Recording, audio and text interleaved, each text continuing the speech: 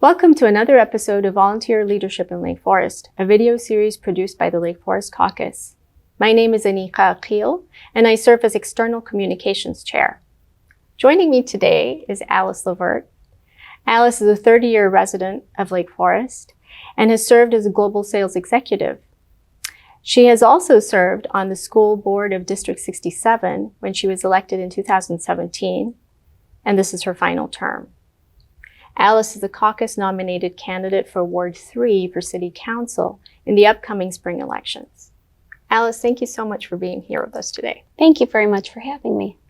I'm delighted to learn about your volunteer work in Lake Forest and about how the caucus process has helped you in this role. So would you start by telling us a little bit about yourself?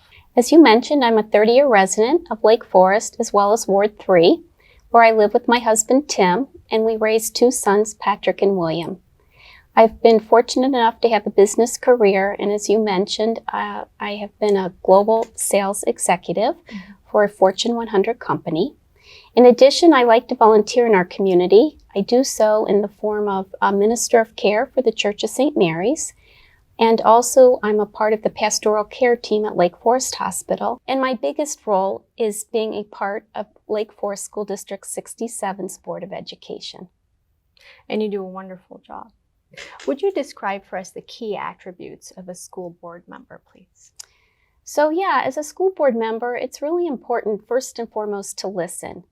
And in addition to listening, it's really nice to have open and honest communication between board members, between the district staff, and between our community. In addition to those attributes, it's important to study each and every issue to get to the bottom of it so that you can make informed decisions. And then most importantly, I think it's critical to have goals, set goals, monitor the goals, and achieve the goals. Thank you. Would you describe how you collaborated on a challenging problem with the administration and your other school board member colleagues? Sure. So a problem that we faced together was in the middle of 2021 and COVID. And the issue was we needed to search for a new superintendent. So in addition to dealing with COVID at the time, we had very little time to find a new superintendent. And so we did a couple of things. We collaborated with the administration and put out a timeline of a process in place to look for a replacement.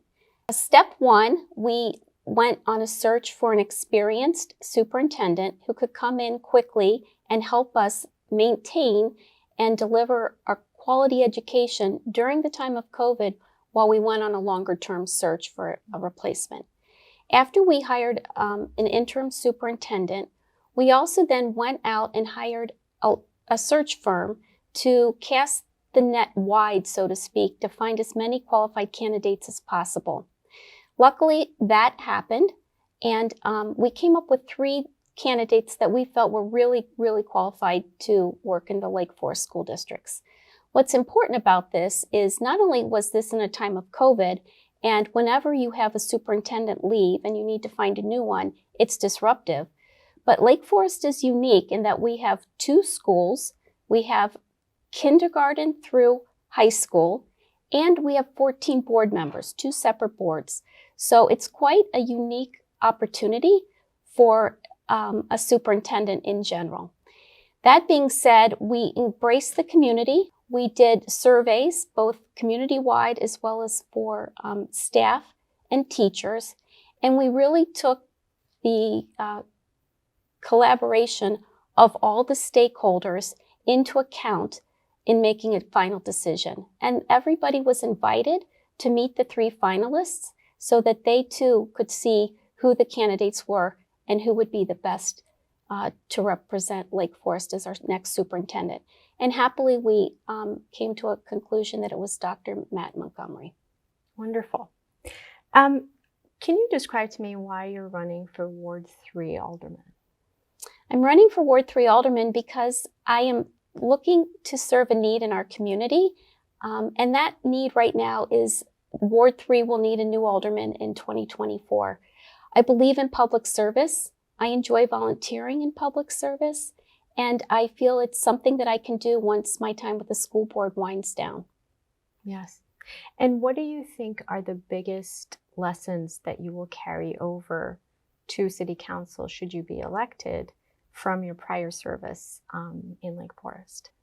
So there's so much that I feel will carry over and hopefully serve our community well, moving from the school board to City Council. The experience of the last 6+ years has just been priceless. Understanding challenges and opportunities, doing the work that needs to be done and enjoying it and trying to make our community and our schools better.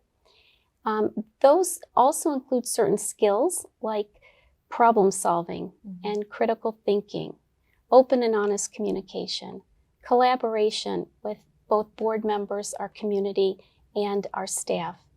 And there's just a host of others that I think will transfer and hopefully make this a seamless transition. What are some of the biggest issues facing Lake Forest today, in your opinion? So we're lucky to live in Lake Forest, and we do have issues, but they're manageable issues. Number one, it's always important to maintain our fiscal health. We are a healthy community. We are a conservative budgeting community. We have a AAA bond rating like District 67 also has.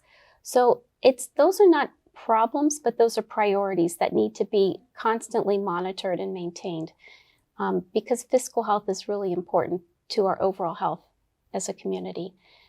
In addition, I think it's important to understand and be aware of safety. Although we live in a safe community and we all embrace that, we always have to be vigilant. And as we all know, it's sometimes closer to home than we would care for it to be, safety issues. Number 3 is prioritizing development. It has to be thoughtful development. We have to balance development with the needs of our residents. We have to decide what type of development we want and what are the opportunity costs, whether we do it or we choose not to do it. So development. Last but not least, I think it's important that we prioritize projects, capital improvement projects specifically. There are infrastructure issues that need to either be replaced or maintained. All of this goes back to fiscal health, what we can afford to do and how we choose to do it. So how would you say your skill set is suited for service on the City Council? How would it complement the current City Council? So I believe my skill set that I've acquired over the years will transfer very well to City Council. You know, it's really important to make decisions based on facts. So critical thinking is key.